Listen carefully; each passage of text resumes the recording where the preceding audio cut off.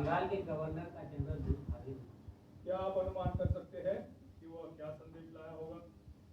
कोई अच्छी बात तो निश्चित ही नहीं होगी, पर मैं आपको पहली बार इतना उदास।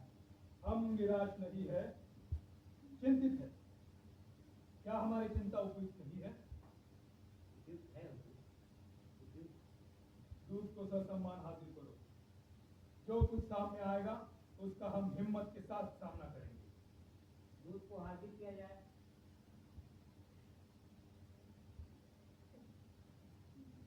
मैसूर के सुल्तान को मेरा प्रणाम। मैं आपके लिए जनरल कॉर्नवालिस की तरफ से एक संदेशा लाया हूं।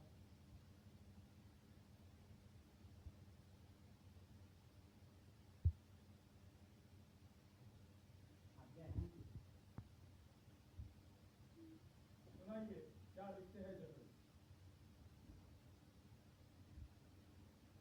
मैसूर के सुल्तान को विदित हो कि हमारी विजय आपकी पराजय के बाद आपकी सशक्त स्थिति को देखते हुए हम आपके प्रति संधि की 3 शर्तें रखते हैं। क्या?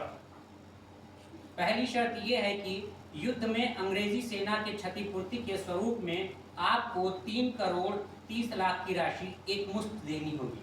ओह, और दूसरी शर्त यह है कि आपको लिखित रूप में वचन देना होगा कि आप अंग्रेजों के खिलाफ कभी सिर नहीं उठाएंगे। और तीसरी शर्त?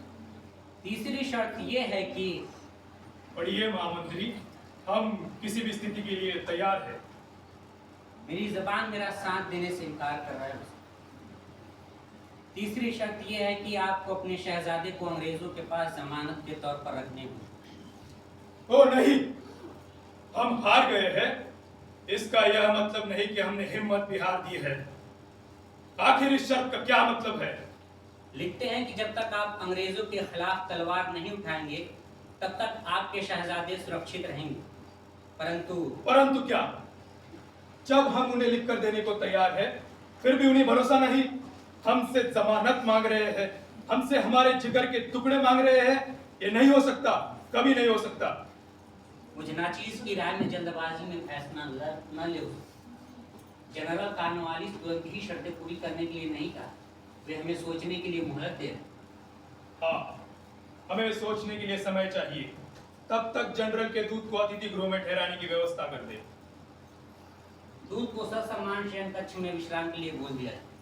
महामंत्री, क्या आप यह सोच सकते हैं कि हम अपने जिगर के टुकड़े को अपने से दूर कर देंगे? वे हमारी जान है, हमारी जिंदगी है। हम उनका मुख देखकर जीते हैं। मैं समझता हूँ इसे अपनी औलाद प्यारी नहीं है, और आप तो अपने औलाद के लिए विशेष पालन पोषण का विशेष ध्यान दिया। हाँ, हम उन्हें अपने राज्य की डूबती हुई नैया का केवल हार मानकर चलते हैं। आपका सोचना दुरुस्त है हुजूर। हम सोचते हैं हम अपने वतन को बचाने में कामयाब नहीं हो सके तो क्या हुआ? हमारे शहजादे अंग्रेजों से इसे वापस लेंगे, वतन को आजाद कराएंगे। आपकी मन स्थिति को मैं समझ रहा हूँ, पर हम इनकार करने की स्थिति में नहीं है। हम उन्हें लिखकर देने को तैयार हैं, फिर भी उन्हें भरोसा नहीं।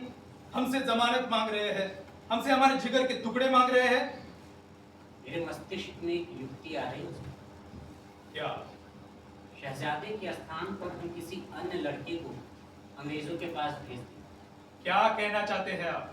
किसी अन्य लड़के को सिखा पढ़ाकर राजसी वेश पहनाकर हम अंग्रेजों के पास भेज दें। और वो धोखा खा जाएंगे? ये नहीं हो सकता।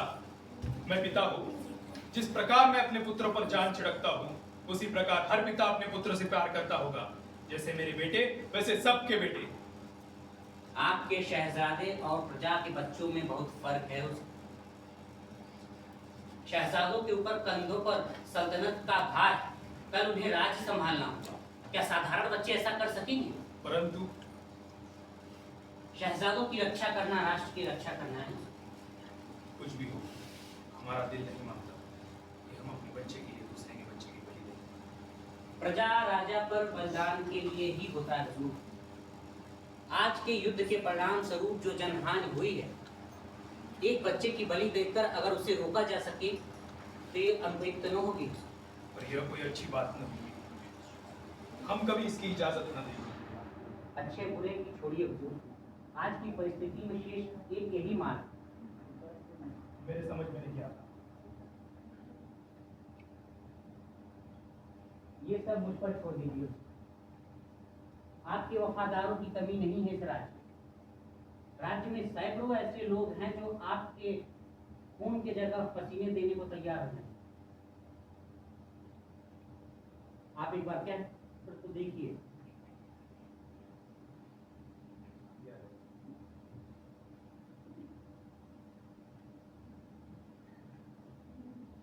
जाने क्यों हमारा औलाद का मनमोहन सा पिघला जा रहा है।